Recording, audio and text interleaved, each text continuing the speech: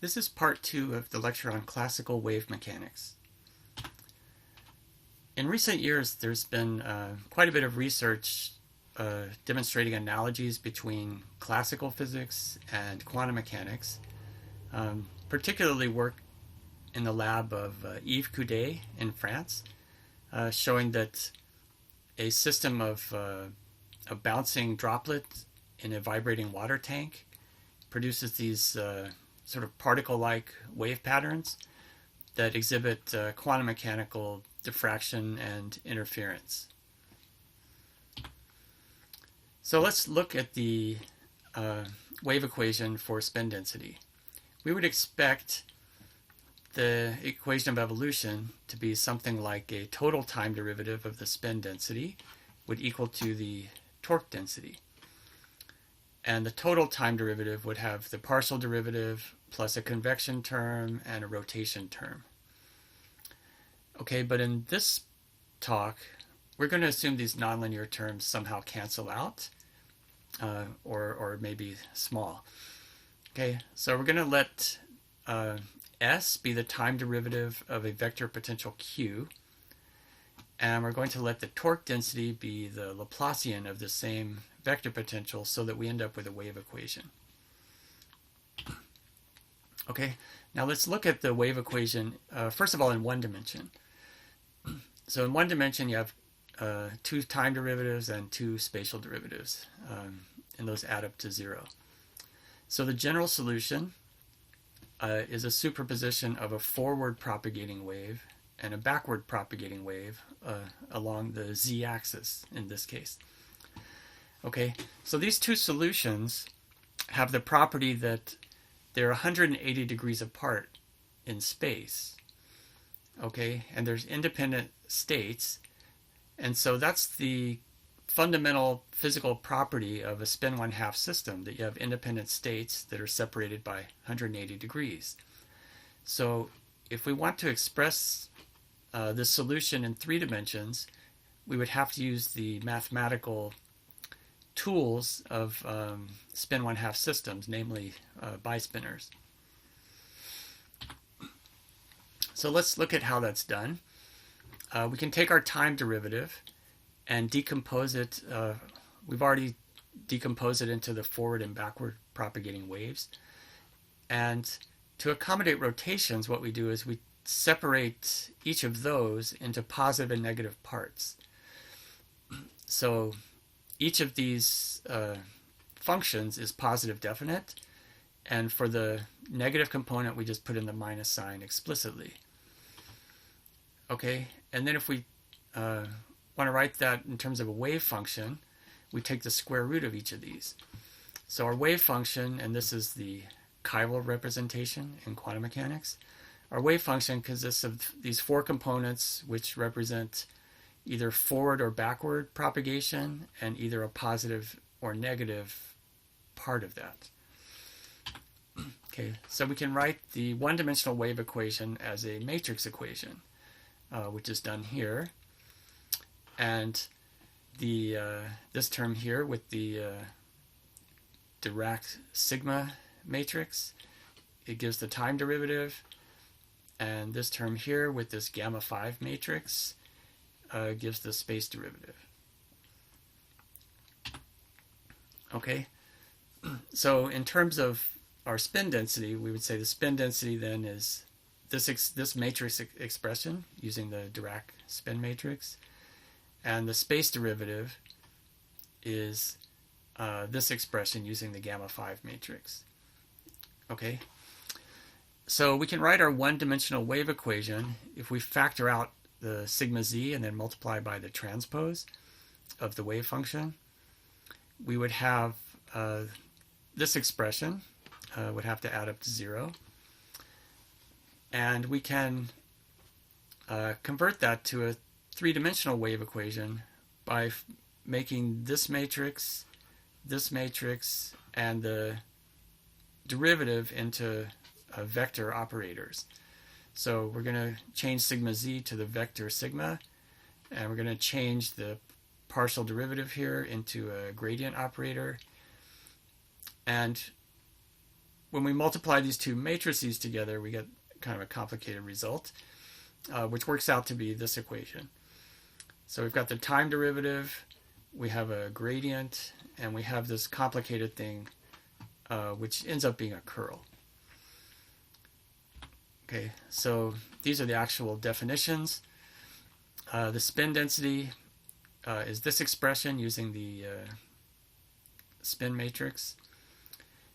And the derivative of our vector potential Q ends up being this quantity with the gamma 5. And the double curl of Q ends up being this quantity. And of course, since this is a curl, the divergence of that has to be 0. All right. Now, if we look at our Dirac equation for an elastic solid, combining everything into the definitions I have up here, this is the form of the wave equation. You've got the time derivative, the gradient, and then this thing we said represents a curl. If we look at the equation for a free fermion, we find that it's exactly the same equation. And usually it's written differently, though. It's written without the conjugate in front of it. So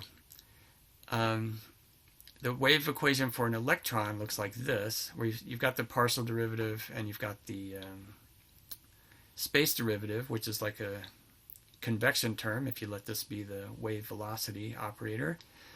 And then you have another term involving the mass and another matrix. But this term drops out when you calculate the real quantities up here. Okay, so let's look at what these matrices are. We've got the gamma 5 matrix, which we said is associated with wave velocity. Here, this is like a convection term. And then we've got this gamma 0 matrix, and there's actually a third matrix that fits into this group, which I'll call gamma 4. And these three matrices have the same algebra as the Dirac spin matrices or the Pauli matrices. Okay, so these are all associated with angular velocity, since this one is. And in fact, you can use these two operators, these two matrices, to rotate the wave velocity. Okay, I'll show you that in a minute. But what that means is that if you perform spatial reflection, you should invert all three of these matrices or anything calculated from them. Okay, but in quantum mechanics, the so-called parity operator only inverts these two matrices. It doesn't invert the gamma 0. And that's just a mistake. Okay, so if we look at the so-called parity violation experiments, what they actually demonstrate is that the mirror image of matter is actually antimatter. So if we look at, for example, the beta decay of cobalt-60, where the electron is emitted opposite to the spin direction, there's no such phenomenon using matter. If this were cobalt-60, you never get the beta particle emitted parallel to the spin. But this reaction would happen with antimatter. So the mirror image of a reaction with matter is a reaction with antimatter. Okay, and so the logical conclusion would be that the mirror image of matter is antimatter.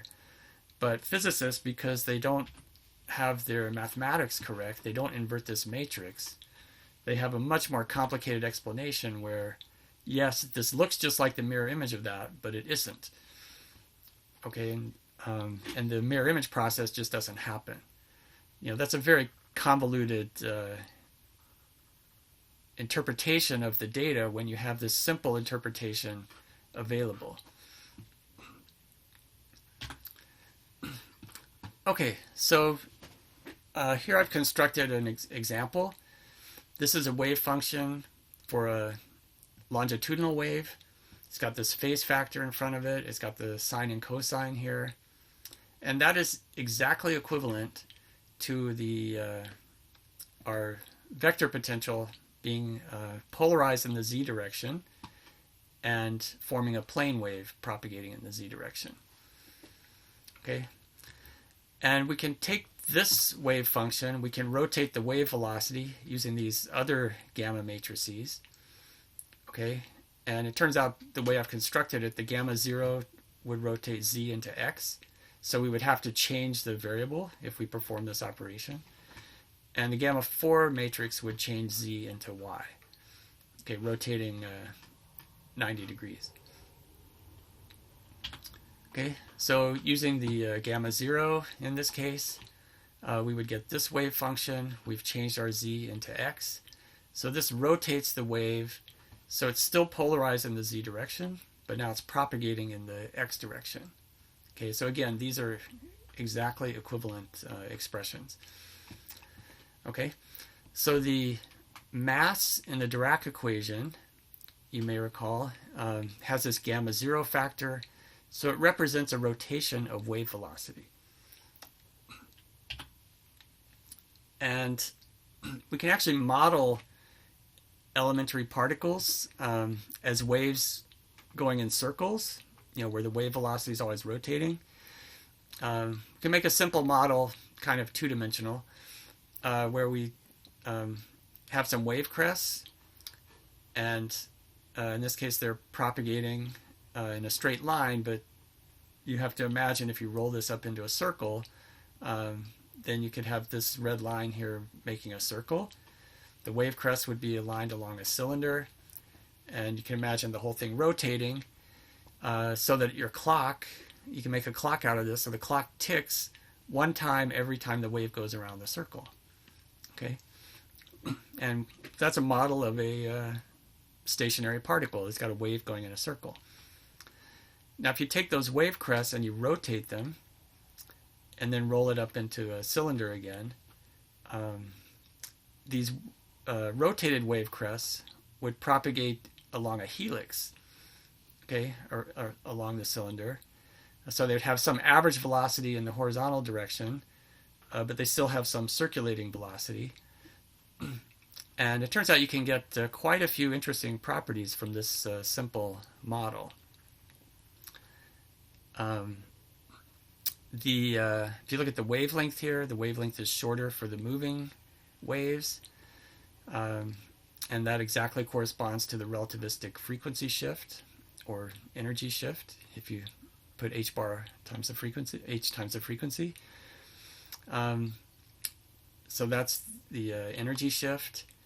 If you imagine, like I said, that the clock ticks every time the wave goes around the circle, here the wave's only going around the circle half as fast. This is for relativistic gamma of 2. So we've got this time dilation where the moving clock is ticking slower than the stationary clock. And the extent of the wave packet, the length along the horizontal direction, is cut in half. This extent is only half, for the moving wave, is only half as wide as for the stationary wave. And there's one other property, which is that if you look along the axis here, for the stationary particle you have no wavelength, or you have an infinite wavelength. But for the moving particle you have a wavelength now along the axis, and that is exactly equal to the de Broglie wavelength of quantum mechanics.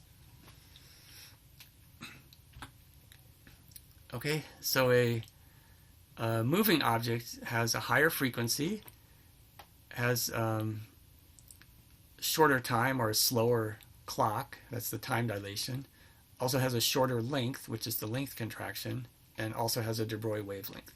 So you get all these properties just from a simple model of stationary particles as being waves propagating in circles. And in particular, if we look at the components of velocity, so we take the wave velocity and we separate it into the average velocity and the circulating velocity. okay, which comes out to be c over gamma. If we just take that simple triangle and multiply each side by gamma times the rest mass times c, then we get the relativistic energy momentum relation. So we've got mc squared on one side, you've got the momentum times c on the other side, and the hypotenuse gamma mc squared is the energy. Okay, so summary of part 2 is that the Dirac equation is a first order representation of the ordinary second order vector wave equation. The conventional parity operator is incorrect. Matter and antimatter are actually mirror image of each other. And special relativity is a natural consequence of matter consisting of waves in Galilean spacetime.